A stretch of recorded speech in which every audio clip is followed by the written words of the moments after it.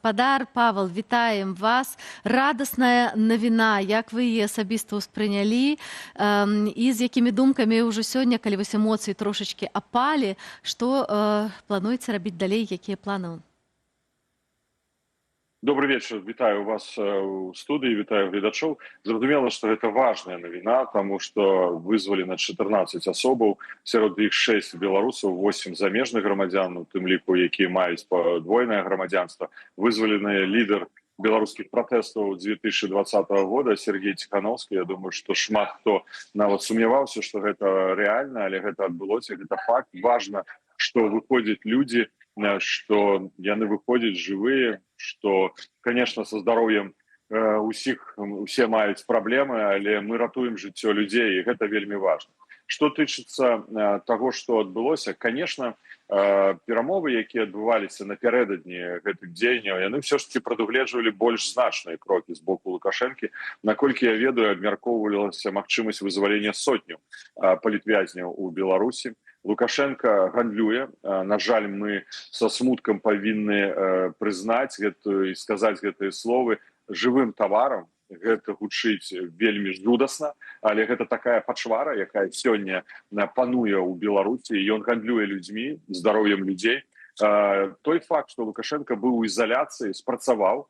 За сам факт сустрэчы з высокім прадстаўніком адміністрацыі прэзідэнта США ён пайшоў на вызваленне 14 асобаў, у тым ліку Сергея Тихановскага. Гэта якраз такі вынік ізаляцыі. Ён хоча выйсці з ізаляцыі, ён вызваляе людзей. Чаму Лукашенко гэта робіць? Таму што яму патрэбна камунікацыя, а камунікацыя яму патрэбна, каб размаўляць пра зняццё санкцый. І тут спекуляваць ужо не трэба. Я не спрабую тут перацягнуць коўдру на свой бок, бо мы займаемся пытаннямі санкцый і ізаляцыі, ціскам сумесна і з офісам, і кабінет, і коордынацыйная рада, большасць коордынацыйнай рады. Але нават Рыбакоў, пасол, пастаянны прадстаўнік ПРЭАН Лукашэнкі, заяўляе, што яны размаўляюць пра санкцыі.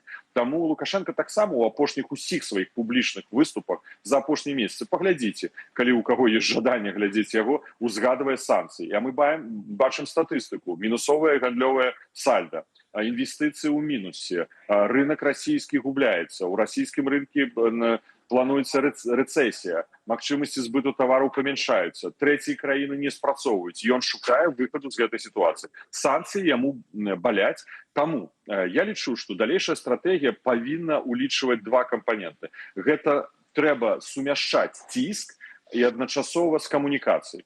З іншага боку, гэта стратэгія можа быць амерыканская, але ёсць еўрапейская стратэгія. Еўрапейцы у большасці, абсалютнай большасці санкцыі, яны ўведзены за міграцыйны крызіс, за захоп самалёта і за вайну. Большасць, абсалютная большасць за агрэсію, за саўдзел у агрэсіі супраць Украіны. Калі я слухаю Валянціна Рыбакова, якога я ведаю, як кажуць на ты, ну, я дзіву даешся, як пастаянны прадстаўнік ПРЭАН не ведае статут ОАН і не ведае адпаведнай рэзалюцыі Генеральнай асамблеі ОАН. Прадстаўленне тэрыторыі – гэта акт агрэсіі, дапамога агрэсару, вытворчасць зброі, выкрадання украінскіх дзяцей – гэта, дарэчы, ужо злачынства, ваеннае злачынства. І за гэта Лукашенко павінен адказваць. Ён, конечно, кажа хлусню, ён спрабуе як прапагандыст прадаць беларусам праз прапаганду абсалютна хлуслівыя наратывы. Але мы ведаем праўду, і таму адказнасць яна не павінна залежыць ад нейкіх перамоваў. Злачынства ёсць злачынства. Як можна сказаць, злачынства хтосьці зрабіў, заўтра мы забыліся і пайшлі далей. Значыць, заўтра будзе наступнае, паслязаўтра будзе наступнае злачынства.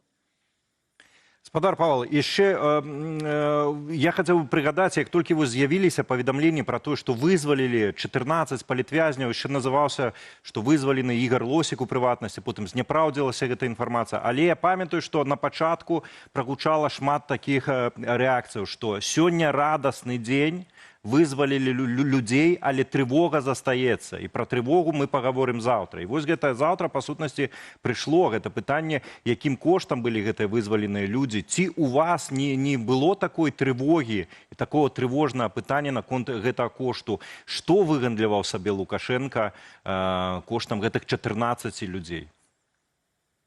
Безумоўна, такая трывога ёсць, бо наша мэта – гэта захаванне незалежнай дзяржавы і дэмакратычнай дзяржавы. Гэта дэмакратызацыя краіны. Зразумела, нашай галоўнай мэтай з'яўляецца вызваленне і ратаванне людзей. І вось гэтыя прыярытэты Мы бачым, што мы страцілі сувязь з спадаром Зразумела, што Павлам. гэта Добра, працягвайце, калі ласка. чуеце мяне? Так, Да, на жаль, гэта даволі складаная праца, бо сумяшчаць гэтыя прыярытэты адначасова вельмі цяжка. Але калі нават кажуць, закіды ставіць, што мы не маем права патрабаваць вызвалення ўсіх палізняволеных, давайте па чуть-чуть. Спачатку 10, яшчэ 20, 30. Не, мы павінны патрабаваць вызвалення ўсіх, але ўжо камунікацыя прадугледжвае магчымасць этапаў. Як той чалавек, які, на жаль, але гэта факт, я прымаў удзел у перамовах у 15-16 годзе вызваленнях. Я ведаю, што гэта была этапныя перамовы. З другого боку, адзін амерыканскі высокапастаўлены дыпламат напярэдадні гэтага візіту ў Мінск мне сказаў: ён пачаў першым, ён першым і павінен скончыць. І гэта вельмі важная стратэгія. Калі амерыканскі бок зыходзіць з таго, што Лукашенко першы пачаў рэпрэсіі, першы пасадзіў людзей у турмы, ён пачаў парушаць нацыянальнае міжнароднае права, ён першы павінен скончыць. А значыцца, пасля гэтага можна казаць і пра адмену санкцый. І адмена санкцый, альбо лепш казаць пра прыпыненне, бо верыць Лукашенку абсалютна нельга. Магчыма, толькі за моцныя, вельмі моцныя крокі, а гэтыя крокі спыніць рэпрэсіі, вызваліць усіх, гэта дэкрыміналізаваць грамадскае палітычнае жыццё. Калі мы не дэкрыміналізуем жыццё, і газеты будуць незалежныя, не могуць працаваць у Беларусі, палітычныя партыі апозіцыйныя не могуць, НГО не змогуць працаваць, значыцца, гэта падстава зноў садзіць людзей. Гэта зноў кола рэпрэсій. І пытанне спынення пераследу тых, хто за мяжой. Вось мы знаходзімся ў стане экстэрытарыяльных злачынстваў, на што звярнулі лідары G7 у апошняй сваёй сустрэчы у рамках заявы асаблівую увагу. А Беларусь тут, на жаль, у двукосці лідар у Еўрапейскім Саюзе, у Европе, прабачце, спаюся, калісьці ў Еўрапейскім Саюзе мы будзем, але ў Европе па экстэрытарыяльным злачынствам. Так што тут комплекс задач, і мы не маем права ад іх адмаўляцца. Значыцца, ціск павінен працягвацца. Еўрапейскія санкцыі павінны працягвацца, бо Лукашенко не спыняе дапамогу ў агрэсіі. Ён не спыняе рэпрэсіі. Мы гэта бачым, мы гэта адсочваем. Так, мы разумеем, што так, Лукашенко адчувае толькі ціск, ён робіць штосьці толькі, што выгадна яму, пад велізарным ціскам. А да нашай размовы далучаецца Франак Вечорка, галоўны дарадца Святланы Ціханаўскай. Франак, табе таксама задаму гэтае пытанне. Якім коштам вызвалілі гэтых 14 палітвязняў? Канешне, нам хацелася, мы чакалі трошачкі больш, каб людзей выйшла. Мы чакалі таксама нашых калегаў з Белсату. Быць можа, удалося бы іх вызваліць. Тым не менш, маем, што маем, і радуемся кожнаму. Але якім коштам? Ці мы ведаем, што амерыканцы запрапанавалі ўзамен на вызваленне гэтых людзей?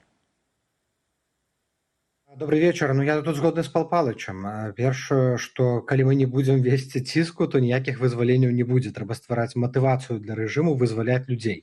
Калі не гаварыць пра ціск, калі не гаварыць пра санкцыі, то калі ўсе забудуць пра палітвязняў, тады і можна забыць на іх вызваленне. Наконт кошту. Адзіны кошт, які мы ведаем, і гэта ёсць, напэўна, плата, гэта вось гэты фотаздымак спецпасланнікам Келагам.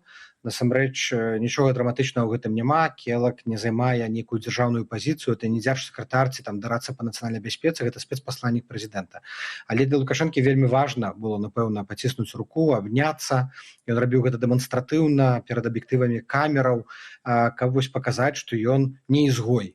Я думаю, што вот за гэтае адчуванне не ізгоем, быць не ізгоем, вось ён вызваліў Ціханаўскага. Вядома, спісы мяняліся, мы ведаем, што гэта быў вельмі цяжкі працэс. Амерыканцы, дзе было магчыма, каардынаваліся з намі, але пра ніякае змякчэнне санкцыяў ці зняцце санкцыяў зараз не ідзе гаворкі. Я думаю, што і амерыканцы, і еўрапейцы выдатна разумеюць вось тыя пагрозы, пра якія Пал Палыч гаварыў, што калі мы гэта ператвараем усё ў чысты торг, то мы просто ствараем дадатковую матывацыю браць новых закладнікаў. Вы ж заўважце, каго вызвалялі яшчэ ўчора. Вызвалялі яшчэ 8 замежных грамадзянаў.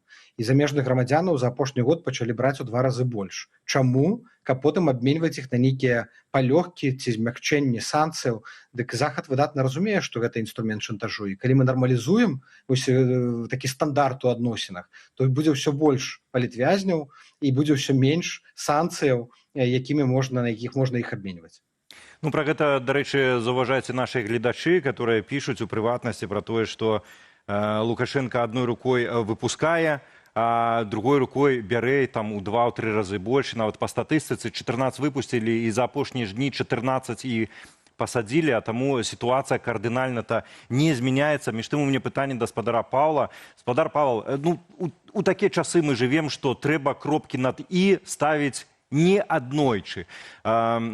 З'яўляліся канспіралагічныя версіі пра тое, што Сергея Ціханаўскага выпусцілі, каб ён дадатковы нейкі раздрай пачаў у дэмакратычных сілах, што будзе новы лідар, які возьме на сябе, а вас абвінавачвалі неаднойчы, што вы маеце там нейкія свае амбіцыі, гатовыя таксама там кінуць усіх пайсці наперад. Што вы можаце вось як кропачку, можаце вось над гэтай і паставіць вось наконт гэтае лідарства, не лідарства, адным фронтам далей ісці, альбо шматлікімі фронтамі, але ў адным кірунку. Як выглядае сітуацыя з вашага гледзяшча? Ці спадар Павел Латушка пойдзе адным фронтам з Сергеем Ціханаўскім?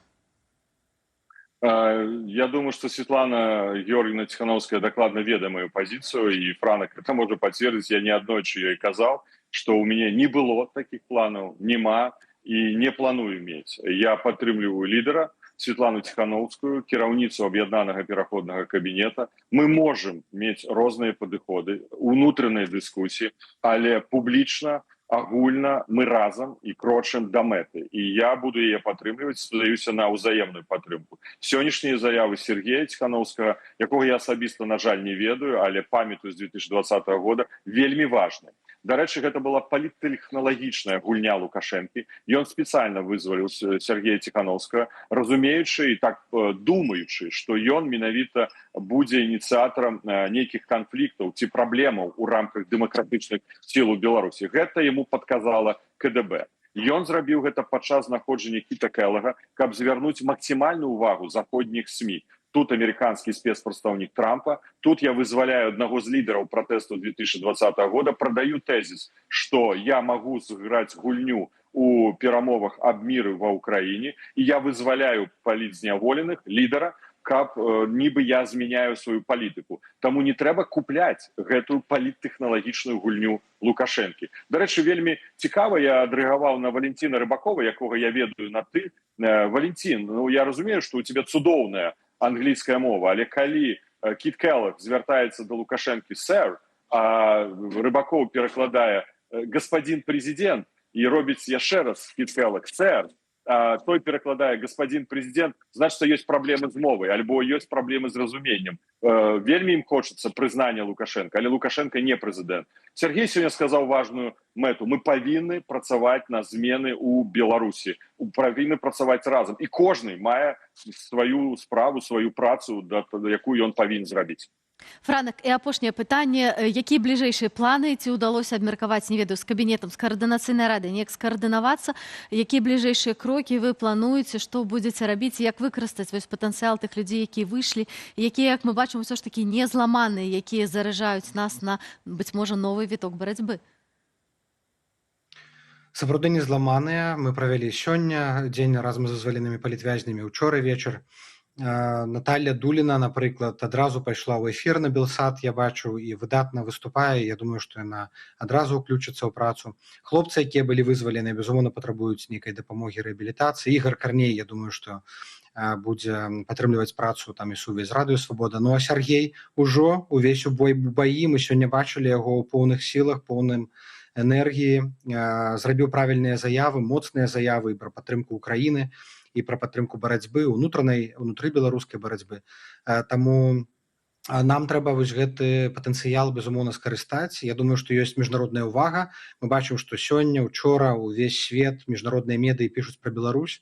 Трэба гэтым момантам скарыстацца, каб прыцягнуць увагу да ўсіх іншых палітвязняў, да прыцягнення рэжыму да адказнасці, да ўсіх тых кампаніяў і справаў, якія мы праводзім, да мабілізацыі дапамогі для Беларусі таксама, для падтрымкі незалежных медыяў. Ёсць момант увагі да Беларусі, і заўтра пачынаецца саміт НАТО. Это таксама добрая магчымасць пагаварыць і пра вызваленне, і пра будучыню Беларусі, і пра тое, каб Беларусь не забылі падчас мірных перамоваў расійска-украінскіх.